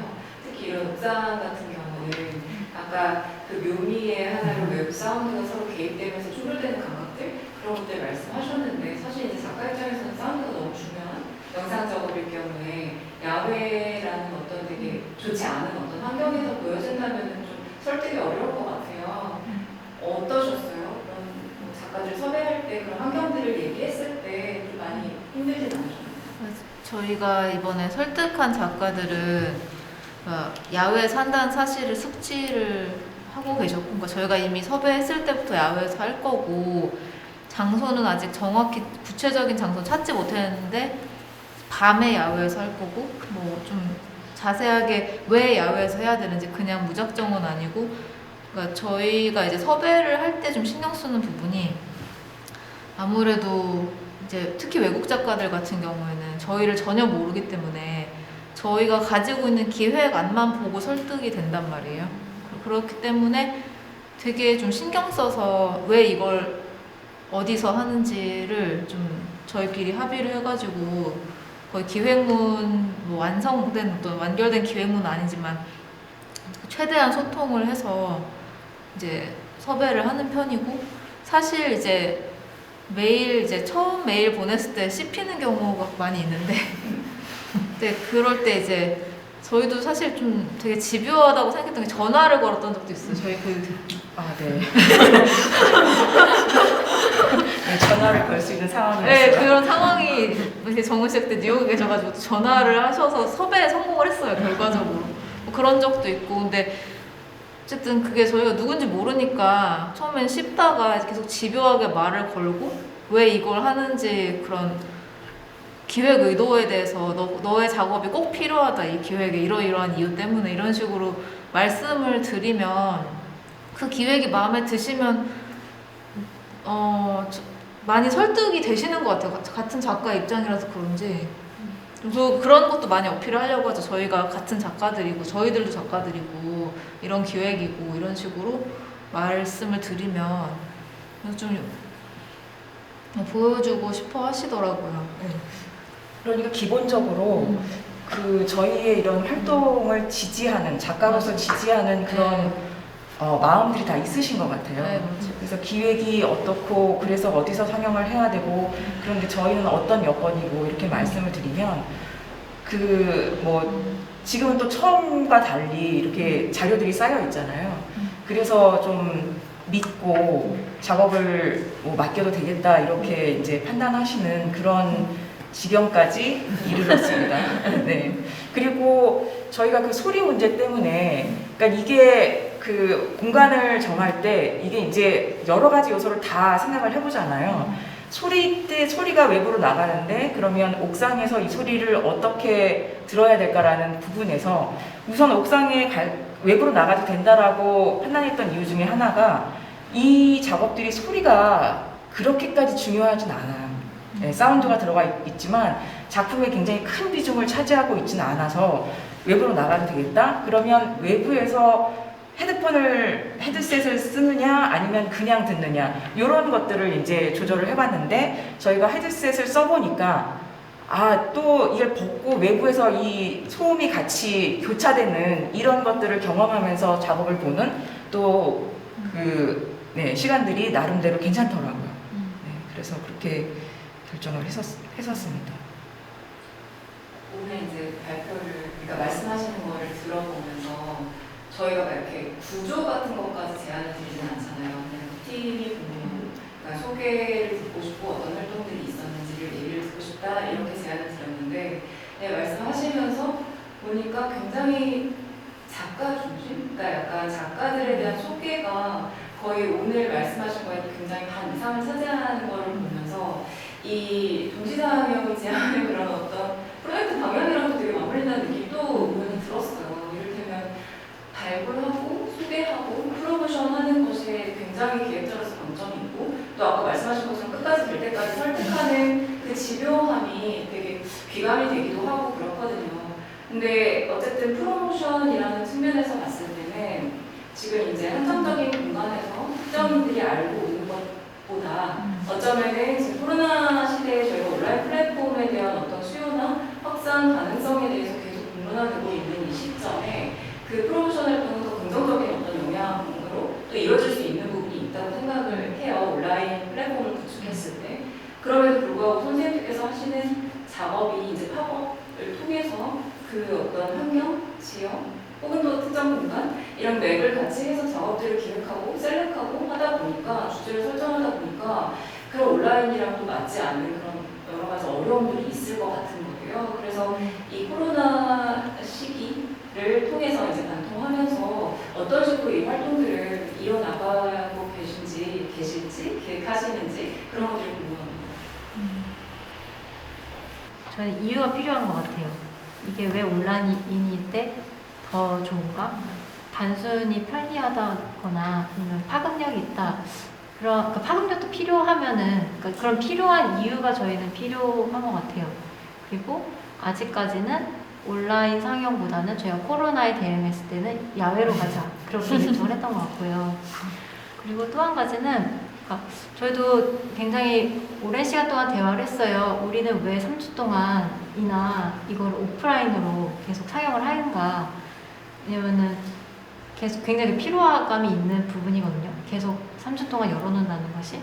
그런데 이것이 왜 이거를 그만한다는 것에 우리가 설득이 되지 않을까 이렇게 생각을 해보는데 그 중에 하나는 이거 작업이 어디선가 계속해서 돌아간다가 갖고 있는 어떤 그런 사실에 저희가 의미부여를 좀 하고 있는 것 같아요. 같은 작가로서 동료 작가의 작업을 그냥 일회적으로 스크리닝을 하는 것도 물론 좋지만 어디선가 내 작업이 계속 돌아가고 있다? 그러니까 그런 것이 우리 스스로의 대입을 해봤을 때 좀 되게 좋은 것 같다는 그런 생각이 들었고 일종의 연대인가 이것이? 그런 생각도 들어요. 그러니까 그래서 3주 동안 연속으로 한다와 아직 온라인으로 한다에 대한 이유를 못 찾았기 때문에 이번에 코로나에 대한 대응이 옥탑이 된 것 같습니다. 이번 행사가 어쨌든 앞서 소개가 됐지만 저희가 릴레이 토크예요. 그래서 이제 이전에 말씀하셨던 분들께서 바통을 터치하면서 약간 추천의 이유들이 좀 발생하는 그런 행사잖아요. 그래서 오늘 마침 또 이전에 이제 말씀을 하셨고 이 동시상영팀을 저희 소개를 하고 연결고리가 되어주신 따라따라 프로젝트 팀의 멤버분이 계세요. 그래서 한번 얘기를 들어보면 좋을 것 같아요. 추천의 변화, 또 오늘 들으셨는데 어떠셨는지. 저는 지금 궁금한 거는 작가들이 이게 다시 방영이 되는 거잖아요. 그거에 대해서 저는 좀 재밌게 생각을 했던 거거든요. 우리 이제 작업을 하고 연구하고 발표하는 과정들을 창작자들이 겪는데 동시상영팀은 이거를 다시 세정될 수 있는 그런 영상 작업들을 다시 발굴하고 이거를 다시 보여준다는 것 자체가 미술에 있어서 다시 활용한다는 거라는 생각을 해서 그게 이제 저희 작업이랑 좀 비슷하다는 견은 다르지만 그런 생각을 했었고요. 지금은 그래서 관심을 갖게 됐고 영상이 너무 좋다는 얘기들을 들었고요. 근데 제가 전시를 율링앤딜링에서 하는 걸 안 봤는데 못 봤어요. 그래서 계속 관심을 갖고 있었거든요. 그래서 저도 영상 작업을 하다 보니까 이 영상이 제대로 소개되는 거에 대해서 너무 다들 고민을 하는데 이걸 너무 명확하고 명쾌하게 기획하시는 것 같아서 굉장히 반가웠거든요. 그런데 지금 말씀을 듣다 보니까 이게 다시 제 영상, 제 전시가 되는데도 불구하고 이게 다시 미술 관계자들을 염두에 두고 관객을 염두에 두고 상영되는 거에 있어서 그 영상 작업자들이 더 많은 그렇게 생각을 하시는 것 같은데 그 영상 작업자들은 더 많은 관객을 만나고 싶어 하지 않을까. 그러니까 사실 전시하는 게 굉장히 소모적인 일이라고 항상 고민을 하잖아요. 창작자들은.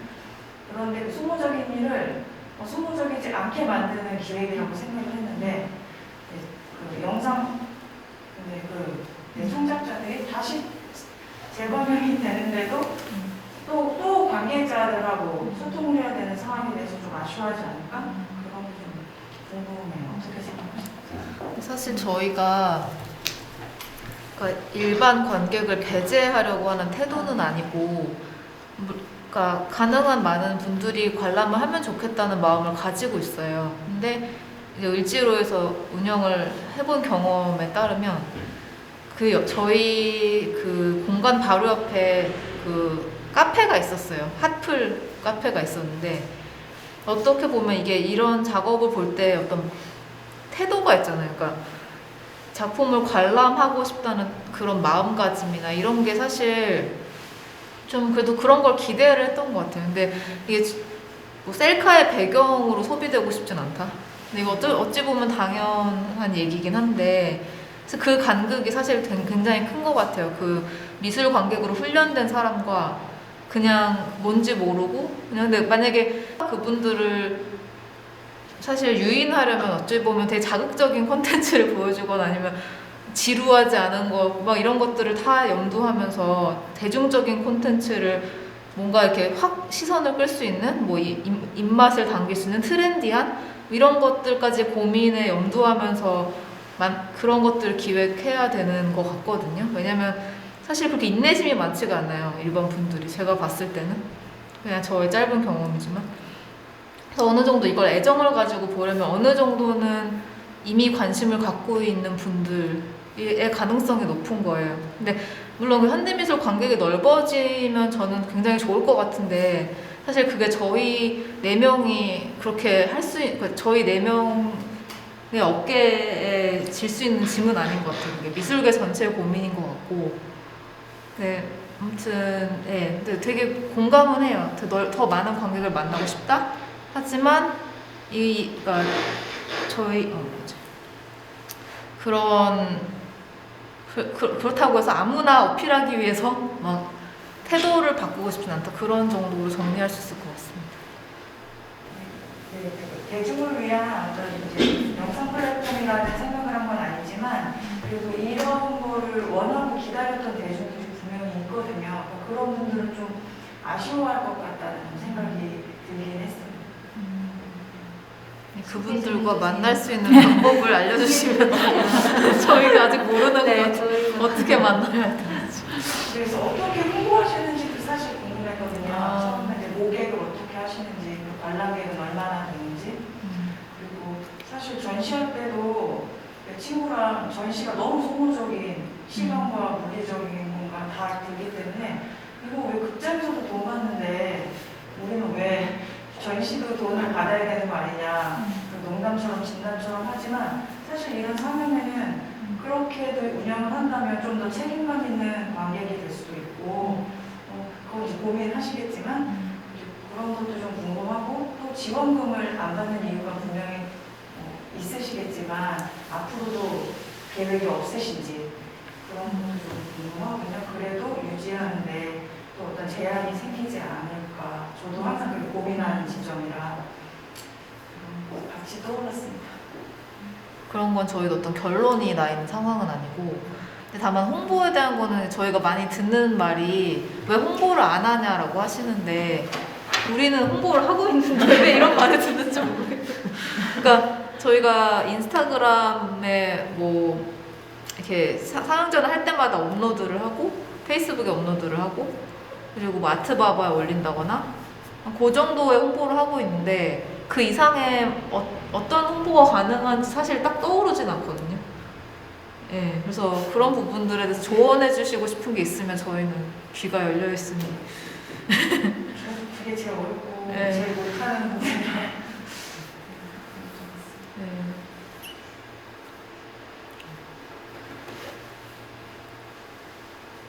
질문 있으세요?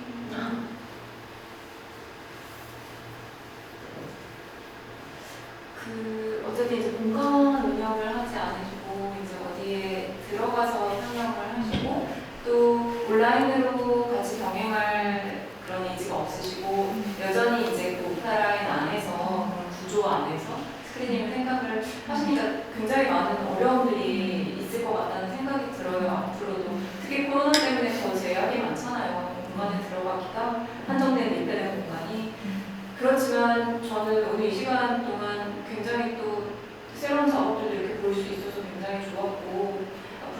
앞으로의 그런 어떤 프로젝트들도 계속 앞으로 응원을 드리도록 하겠습니다. 마지막으로 혹시 하시고 싶으신 말씀 있으세요?